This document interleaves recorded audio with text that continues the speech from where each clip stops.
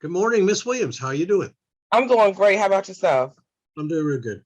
And for our audience, I'm Steve Gubb with the Business Development Center at ODU. We're part of the Work Virginia Workforce Innovation and Entrepreneurship Center. And what we're doing is we're taking the time to chat with some of our clients.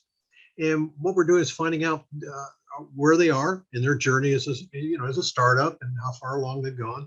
We're looking also at lessons learned. What has really worked well for them, and what they would like to do, wouldn't do it again if they had a chance, or would they do a little bit differently.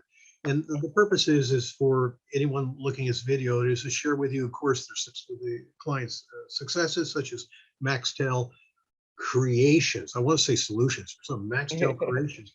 Share what Maxxtell Creations has done well, but also to share with, again, those lessons learned, so you don't, as a viewer, maybe you take it under consideration and you don't spend unnecessary money that we all know as a startup you need. So, Miss Williams, Yes. Maxxtell Creations LLC.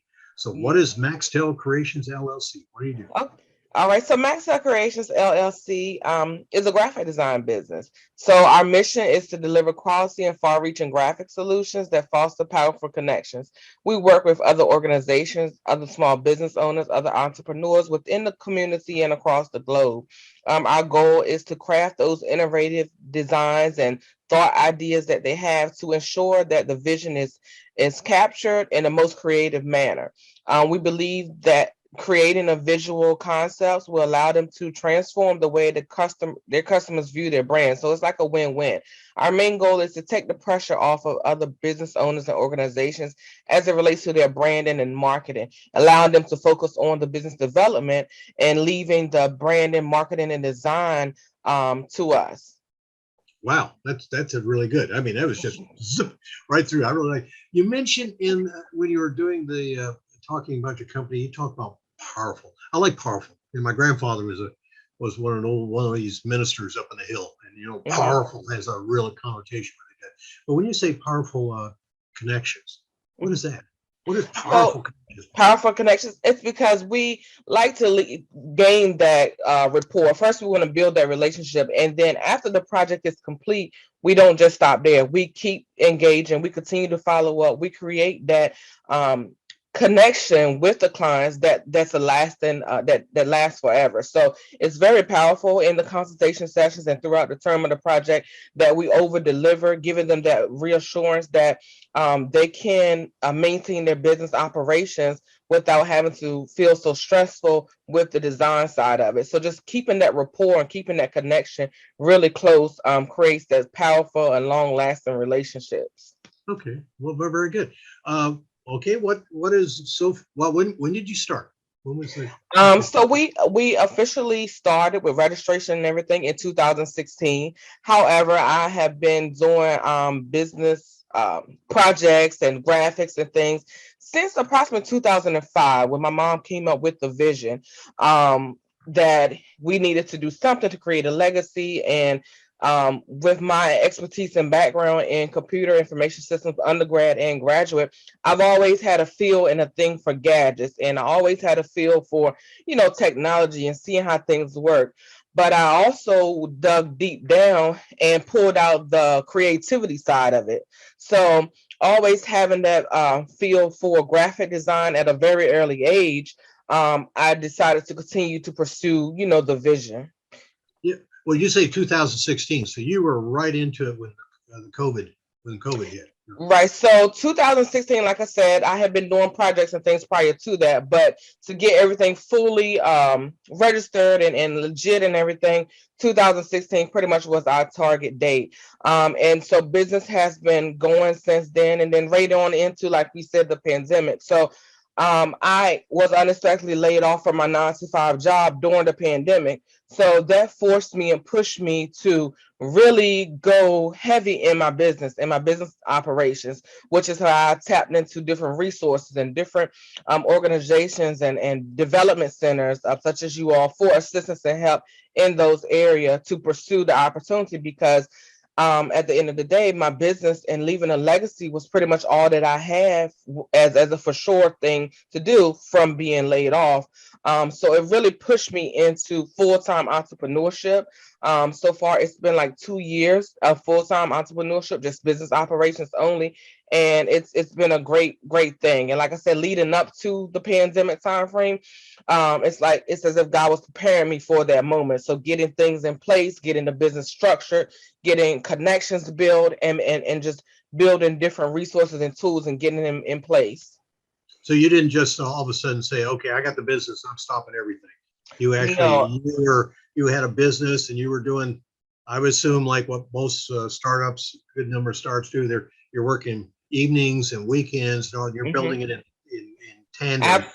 Absolutely. So being a wife, a mom, a friend, entrepreneur, member of different organizations and things, I tackle like all of that. So along with the transition from the 9 to 5 to full-time entrepreneurship, I also was able to publish my first book, which is Really? called The Purposeful Pandemic Pivot. So in that book, it pretty much outlines and it talks I like about, the title. I just like the, thank there's you. a lot of P's there, but I A really lot like of P's, it. and if you look at it, it's like the PPP. So everything happened around the time of the pandemic. Um, it was purposeful because, like I said, if I had not been forced to transition out of the 9 to 5, then all of this that was built up inside of me would never have been able to come out to help others. So in the book, I explain how to balance being the wife, the mom, the worker, the sports mom, all of that, and operate your business. But keeping in mind that if you have that vision for the business operations to continue to pursue it, so that you're prepared when an unexpected interruption happens, as it did for me. So here you are, you're a wife, a homemaker, and you got children, you got everybody, all the thing goes along with that. Mm-hmm. You got a business going, so you have Mm-hmm. a degree, and you're working your degree and all that, so you got that going on. Then you Yeah. got a business going on the Mm-hmm. side, and you said you were into organizations. When did you Yes. sleep? So, so that's a great question. So one of my key words to that is called balance. And the way I balance is making sure that I have a set structure, making sure a set schedule, making sure within my schedule, I am maximizing the 24 hours in a day. And I go into details of my book with a real big detailed breakdown. So within 24 hours, I have to make sure that it is really being balanced out. And that includes having time for family time, personal, professional, organizational, and just being able to have that set schedule and set those boundaries. Creating my availability as it relates to my daily lifestyle helps me balance. One thing that I can say is without having the 9 to 5, that took a lot of pressure off, because now those 8, 9 hours a day that I was working for someone and then coming home trying to fit in family time, fit in daycare, fill in all of that. I now have that time as being open. So now I can adjust my schedule more, manage my schedule, and maintain it more. But overall, it takes a balanced schedule, and being able to really, really set aside different things to do throughout the day in a creative way within those 24 hours. Well, that's okay. That's, it sounds like it's gone well for you. It really has. It really has. And like I said, with the pandemic and the transition, it's been a great thing, because there were times I was burnt out. I admit, you can get burnt out. But being able to really grasp the concept and understand why it happened and the reason behind it happening, now I see, that it has to happen. So now I feel much peace. I can control my schedule, still have family time, still balance out extracurricular activities and not have to feel guilty about it, like rushing my son through the activities to get back home to finish up housework and things like that. It's just so much better now. But if you had to do it all over again, Mm-hmm. let's go back in time. 2016, you had to do it all over again. Mm-hmm. Is there some things you would have done differently? Yes, I would say right now, and then tackling into with the business center and really going through those courses and understanding the actual business development process. Even when I was going through the business planning process and those details, it really made me rethink my business operations. So I would say, yes, I invested in like business coaches, marketing coaches, and things like that, but they were just coaches as opposed to like the business development, the business center, who had that accountability and those hands-on like course development, business development courses and things right there. So I would say I would maybe flip-flop. So tap into those resources first, then maybe have that extra mentorship or coaching and things like that. I mean, it works out because even though I feel it was kind of out of order the way I did things. So to answer your question, if I had to go back, I would definitely put resources such as the Women's Business Center, and other resources within the community and the different tools and things in place as it relates to business startup and development. So again, also I assume that the price at the Women's Business Center at the ODU and Business Development Center, the price of nothing really helps quite a bit. Exactly, and I feel that for that and all that we get with it, it's definitely a steal. I mean, it's just so much. Like I said, if I had invested afterwards, after going through this, into the coaching and things, different things like that, I think it would be a little different because I would feel everything just really flowing instead of me coming back trying to revamp some things. But that's all in business.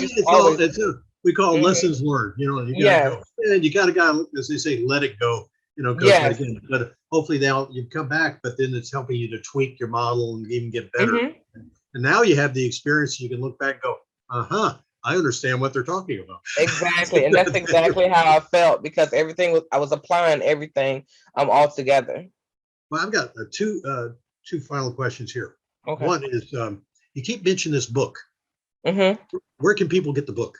Okay, so my book is available on Amazon. It's like I said, the title is The Purposeful Pandemic Pivot.com. Or you can go to my website if that's easier, which is www.maxxtellcreations.com. That's MAXXTELL creations.com. And it's a tab that says order my book. We have, and for our viewers, what I'll do is I'll put it somewhere down and over on her side, wherever she's showing up. Right. I will put that down below and edit that in for you. Okay, and I have the ebook as well as paperback books. Paperback books will receive an autograph copy. And also inside of both of them, I have the QR code so that a person, once they read a specific section, you can scan that QR code and it's going to give you an actual live video of me sharing more transparent moments so that you can connect them with what you just read. Well, that's wow. Yes. And you did this. When did you do the book? So, like I said, the push took place. We released it August of last year.